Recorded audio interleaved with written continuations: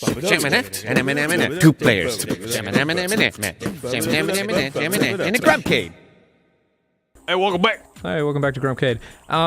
So one thing I wanted to talk to about, I just remembered. So I obviously, as being, you know, born and raised in Australia, I get asked a lot, like, the fuck did your accent go? And I have played videos, told Matt and Ryan or Kevin or whoever at the time to put up videos of the interview with me to show, like... It's so weird for me. Yeah, because I've only known you... Without my Australian accent. Yeah. How the fuck do you go in here? Triangle? Oh. So yeah, there was this guy, it was a video that got really popular online. Do you want to put a button in that and just... Hold on, let me just see what this cutscene's Yeah, let's about see where first. this is going. This feels very strikingly similar to Raiders of the Lost Ark.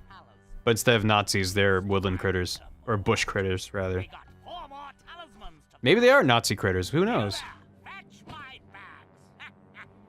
And he's gonna put that onto a staff and then use that to highlight where the temple is. Of course the bad guy's gonna get the MacGuffins. How could it be any other way? Of course. Well, maybe they're the good guys. Okay, so... maybe you're a rogue terrorist trying to stop their structured organization that's behaving within the boundaries of the law. So, there was a video online that got really popular about accents, and this guy talking about how, like, different celebrities fuck up accents, right? Oh yeah, I saw that. You saw that? Yeah, okay. that was great. So... Is it not true? No, it's true. It's true. Okay. He was very good. He's like linguist, very, very talented, very, very knowledgeable.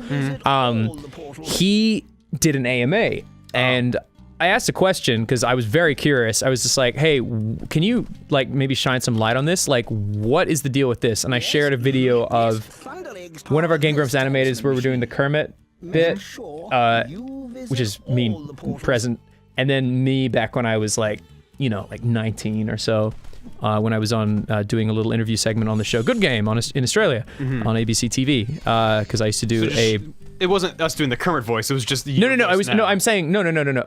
It was. I'm just giving two links. Right. The other one was my old interview on Good Game back when I was like 19 or whatever. Okay. And then I said, what is the deal with this? Both of these guys are me, but I do not really have an Australian accent anymore. Is this like a thing that linguists like understand? Like, why does this happen? And apparently, because me and Chris were talking about, because Chris is Irish and Chris's accent is pretty much almost entirely gone. It's very, very mild. So apparently it's this thing called, and I'm probably going to get the name wrong, but if I recall right, it's called like linguistic accommodation. Oh. And the idea that if you're not, some people, when they enter a new environment, they will actually accommodate their voice to sound more like the people around them. Not intentionally, but rather instinctually. Well, it's also true of things like body language and mannerisms, that you'll tend to copy the person you're talking to. Yeah. Some people, but most people, you'll pick up on some very subtle cues from the other person, just either to make yourself feel more welcome or to make the other person feel more welcome. Like, oh, look, we're on this level ground. So that makes perfect sense. Yeah, so if you look it up, there's a Wikipedia article on it. It's called like it's something accommodation, but basically, do I even have to fight these guys? It doesn't look like they could even catch now you're me. Playing a Dark Souls style. You're just like, fuck it. Yeah, but like you just it's like an actual thing, and I was. Oh no, it's definitely a thing, but it's. I didn't know it was studied, is what I'm trying to say. Yeah, what I think is interesting is just that some people, like, keep their accent very heavily forever, it seems. Yeah, I've met others tons. very, very quickly. Like, I've known people that have gone off to school in, like, the Midwest or something and come back with a bit of an accent. Wow. And like, only a couple years and they've already picked up on some of the regional dialects. So that's just always really interesting to me. When I used to go to Dublin to visit my my family there, there you go. I would spend, maybe like a month or two in Dublin. And I remember my mom hadn't gotten over to Dublin yet to catch up with us, because me and my sister went ahead of time.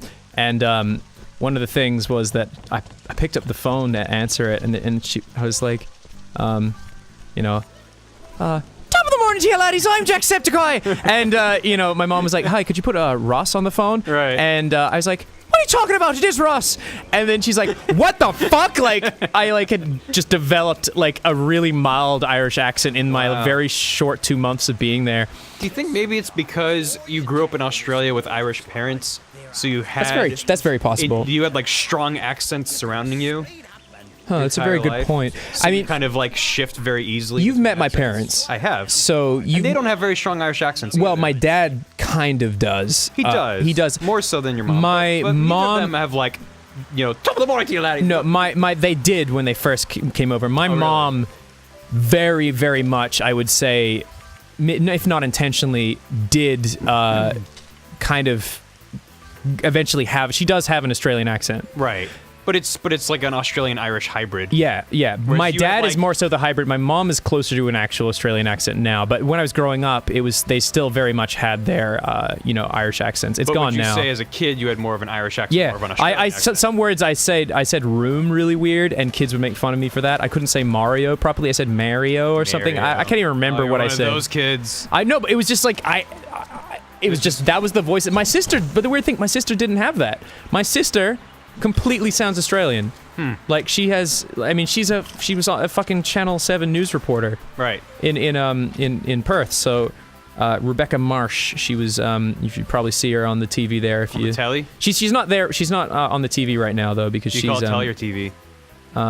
I've called it telly before. I mean I haven't called it telly in a long time. Oh yeah, because that's more of a not American thing.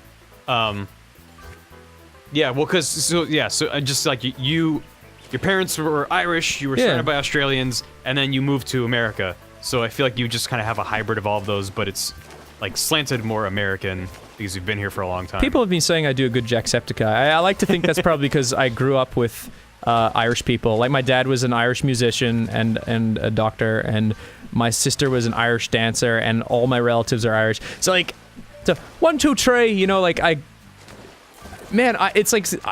it's weird, right? Like, I don't consider I do consider myself Irish because, genetically, I'm 100% Irish. It's your heritage. It's not necessarily your direct experience. Yeah, but I don't. But it's part of your very life and little your upbringing. experience with like Ireland full on. Right. Although I like it there. I had a good time there. Oh yeah, I've been to Ireland. It's gorgeous. Oh, that's right. You went to see Chris. We went to Wexford. Wexford. I don't know where that came from. Wexford. Yeah. Yeah, I mean, I've seen a couple episodes of Father Ted, so I think that makes me I an love expert. Father Ted. I mean, it makes me an expert on Irish culture. Yeah, probably. Oh, there's one. That was an amazing experience. We were watching Father Ted in Chris's flat in Wexford, and Chris was introducing it to us with his roommate Niall. Oh my God, is that like a dead eye? Is that a dodo? I don't know.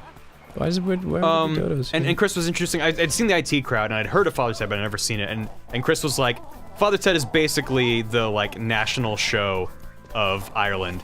And I was like, yeah, that's true. That's funny, but like I'm sure he's exaggerating. We're watching it. His flat was on the second story above a street that had a lot of pedestrian traffic. There were a lot of bars and pubs down the street, and his street had some restaurants. People would get drunk and then go down to his street and like have some like late night grub. Wait, am I supposed to? And we'd be this watching thing? Father Ted with the windows open because it was summertime, and people down on the street below us would start yelling the lines back up to our apartment as we were watching the episode. Like, they knew exactly what we were watching and what the lines were. Like, everyone knew. And I was like, okay, he wasn't exaggerating. Everyone in Ireland has seen Father Ted. Okay. I mean, that's like, oh man, I'm trying to think what the Australian equivalent would be. I mean, we have Neighbours, but no one really likes Neighbours. And if you like Neighbours, I'm sorry you have shitty taste.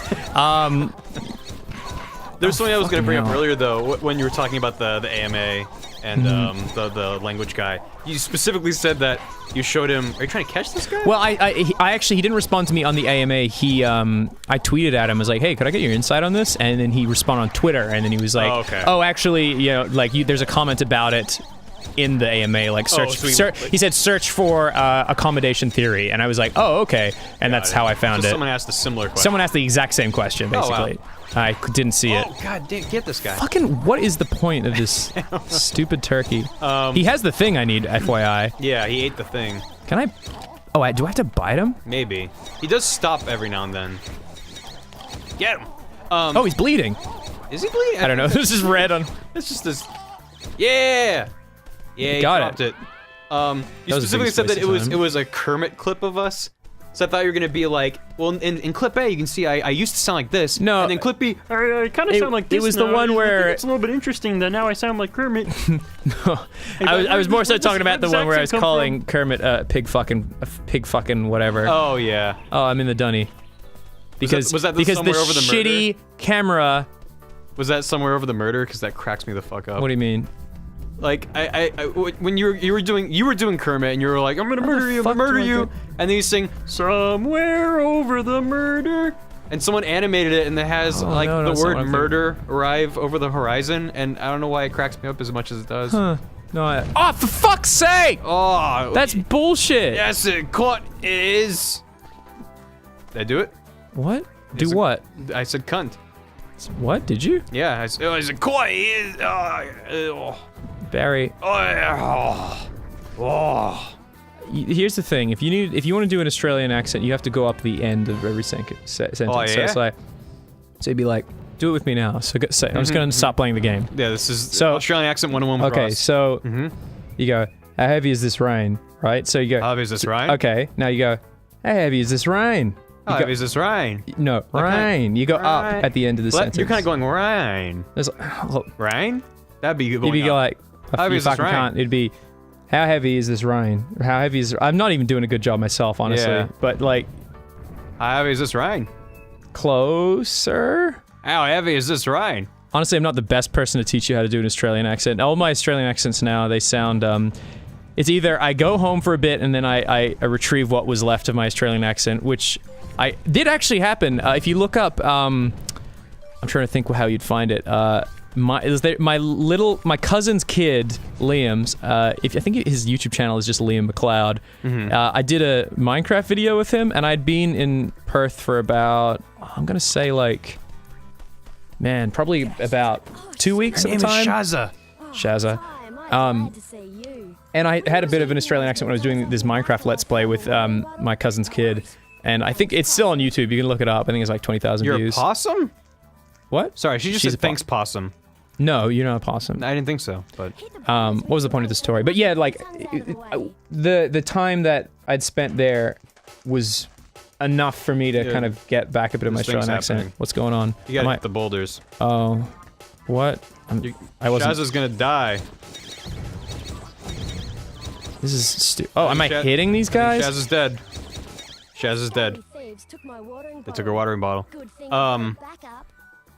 Then what was the point of any of that? Well, I also noticed, I think it might have been when we were in Japan, and there was an Australian family that was also traveling, and you ended up talking to them for some reason, and that brought your Australian accent back for like half an hour. Interesting. So just talking to people that have that same accent. It's that same kind of accommodation thing where like, you're talking to them and then it kind of brings it back. I don't understand there you go. This at all. You have to lead them. There's 9 of them, and only, oh, 7 fuck. rocks, Give me more boulders. Oh, they respawn. That is so useless. Do it. Oh, it's too late. Oh, there you go. Oh, that perspective is really weird. Fuck me. This is video games. These are video games. This is so shitty. I can totally... I know I was kind of shitting on this game earlier. I can totally understand someone playing this game in 2003. Oh yeah, I would have loved every second of it. I would have loved this in 2003. I'm just spoiled now. Yeah, we're super spoiled. And these kinds of games have just fallen out of favor. Yeah. I was very fond of games like this, to be honest. Jak and Daxter was the only one that really grabbed me. I loved Jak and Daxter.